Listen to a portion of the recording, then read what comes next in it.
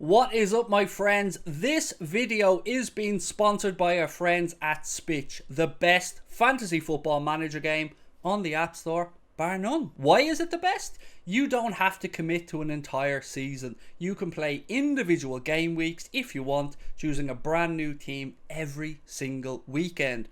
Right now, there's a new season mode where you can win up to £50,000, and there's even a free season mode with prizes of up to £2,500. Seasons mode is based on 34 game weeks, and only your best 5 are counted at the end of the season. There's tons of stats and analytics available inside the app to help you choose your team and give you the best chance of winning. If the money and the gameplay wasn't enough to tempt you, how about Jurgen Klopp being an ambassador for Spitch this season? If it's good enough for Mr. Klopp, it's good enough for me. You must be 18 years or over to play. Use our link in the description below to download Spitch and win money with your football knowledge. Right, my friends, I'm going to get straight into it tonight. So let's speak about Tyler Morton for a second. It was believed that deal to Blackburn to take him on loan for the season was a done deal, and it could well be. But at the moment, it's in a little bit of limbo because Liverpool are waiting to see if we have an injury crisis in midfield or not, believe it or not. That's what's been reported anyway, that yes, Liverpool still have an intention to send him on loan to Blackburn for the season. Blackburn, of course, where Harvey Elliott previously went as well, although different manager. It was Tony Mowbray then. I think it's Jan Dahl Thomason now. And it could well go through, but I think Klopp was waiting to see situation with Alex Oxlade-Chamberlain and a couple of other knocks and niggles as well. So probably happen, but again, not imminent at this particular moment in time. The big news, though, the big news of today absolutely stopped me in my tracks. And that is that Juventus are weighing up a £19.5 million move for Roberto Firmino. I know nobody wants him to go. I don't want him to go, and maybe you do. And if you do, let me know in the video, and I will be coming for you. Oh, I will be coming for you because I'm a big Bobby fanboy.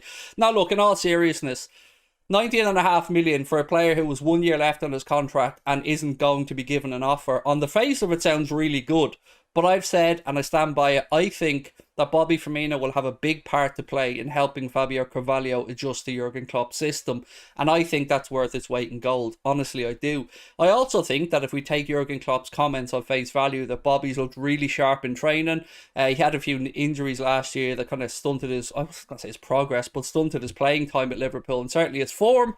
I don't want to sell him. But again, there's always a but. If Jurgen Klopp, for whatever reason, deems that this is an offer that they want to accept, or that maybe Bobby goes to the club and says, you know what, I kind of fancy another move, and I've no indication to believe that he will, you know, what would you do? Would you weigh it up? Would you look to go in there and maybe bring in another forward if you brought that money in? So, what, if you brought in 20 mil, stuck another 10 on top of that, you'd probably be able to bring somebody in. But would they be as useful as Roberto Firmino in our system? My suggestion is probably no. But from the number side, from the financial aspect of it, what if you got in 20 million from? You freed up, I think Bobby's on about 180 grand a week as well, which is close to not, what, 9 million quid a year, something like that. You know, he's my favourite player. I don't want to see him go anywhere. But sometimes you have to weigh up these options because it could just make good financial sense to the club. So, as an example, if Bobby moved on, and if we sold Alex Oxlade-Chamberlain, that would give you the option of going out there and let's say bringing in another forward and then allowing Harvey Elliott and Fabio Carvalho to take up the midfield slack. You know, Carvalho's been talked about used on the left side of attack from Jurgen Klopp for the season ahead. I think he's better from what I've seen, coming from a deep position on that left side of midfield. So it's worth weighing up, although not something that any of us really want to talk about, because who wants to lose Bobby and Sadio in the same transfer window? But that is like, the number kind of took me aback a bit. I think it's a little bit light, to be honest with you. I think Bobby Firmino, even with a year on his contract, would probably be worth 25 to 30 million, and I would suggest that that's probably where Julian Ward would start the negotiation, if there is a negotiation to be had. Now, as always, these links are coming out from the Italian side of things, but they probably do need to add a couple of bodies in Juventus, and they may have some money to play around with, having freed up a lot of wages and stuff like that. And I think they're still trying to move Aaron Ramsey on as well, who, to the best of my knowledge, wasn't taken on their pre-season tour with them. So what are you saying? Would you entertain an offer for Roberto Firmino, or do you think think it would be just madness from the club to let such an important squad player go in this summer window. Again, we're running out of time as well for replacements, but the window, as far as I remember, actually, I think it's September the 2nd. I think it was moved back by a day, 11 p.m. I believe, when that window closes. So yeah, again, links coming out of Italy. I don't know if there is truth to them or if it's just paper talk, but let me know what you think. I can see why though. Juventus would look at Bobby. He'd be pretty much perfect in there. And I know what you're thinking as well, by the way, and it hasn't escaped me. If Bobby went the other way, is it worth a cheeky offer for Federico Chiesa? I mean, I know he's coming back from a long-term injury, but it'd be worth a sneaky offer. I mean, I'd certainly, it'd be the best cover that I could think of if we move Bobby on to bring in somebody like a Federico Chiesa. Anyway, while we're in Italy, let's stay on Nicolo Barella, because the links to Spurs have been there over the past few days. I think Antonio Conte, an admirer of the player, obviously. But our name hasn't gone away either in this conversation, and I've not seen many direct links linking us to Inter Milan, but there's been a lot of chatter, particularly amongst influential social media accounts and some journalists that I've kind of spoken to.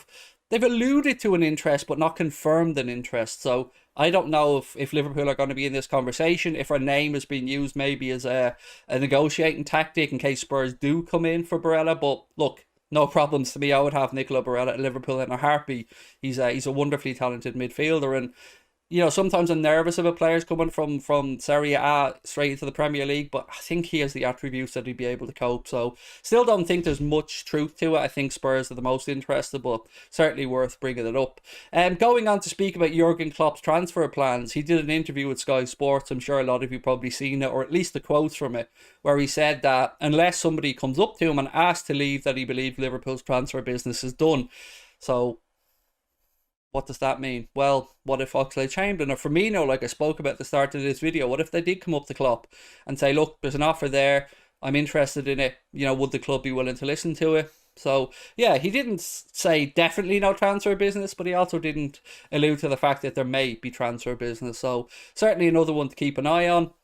The latest as well, by the way, on Matheus Nunes from Sporting Lisbon is that they're trying to tie him down to a new deal. The price tag being put on him is £51 million. So when I first started reporting this story and the interest in him, I could swear the number was a lot lower. I mean, I could swear the number was 35 to 40 million, and as the links have gone on, the numbers started to go up, which is their prerogative, Sporting Lisbon. I mean, he's 23 years of age, I believe, and progressing very well. It's been spoken about by Klopp, been spoken about by Guardiola in glowing terms, and I'm not surprised we're interested, but 51 million, I don't see that being a number that Liverpool would spend, particularly when that could potentially block the progression of Tyler Morton. They play in a similar position, a 6, and Tyler Morton's been looked at as a 6 and an 8, and I believe from the research I did on Nunes that he can play in both positions as well. So again, still no closer to knowing if this is true or if it's just nonsense from the media.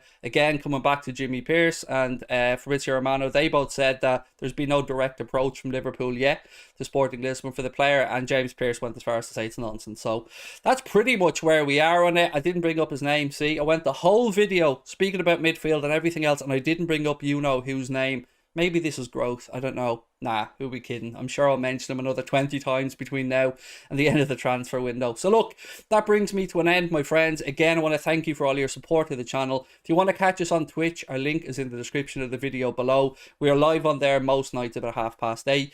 For the watch along of the Salzburg game, which is coming up on Wednesday, I will be live from 6 p.m. So hope to see you over there for that one as well. Don't forget, check out Mundo Sporto, where you'll find Mr. Chris Stonage doing lots of watch alongs and stuff as well this season. Thank you for your time as always, my friends, and I will catch you same time, same place tomorrow. Much love. Bye-bye.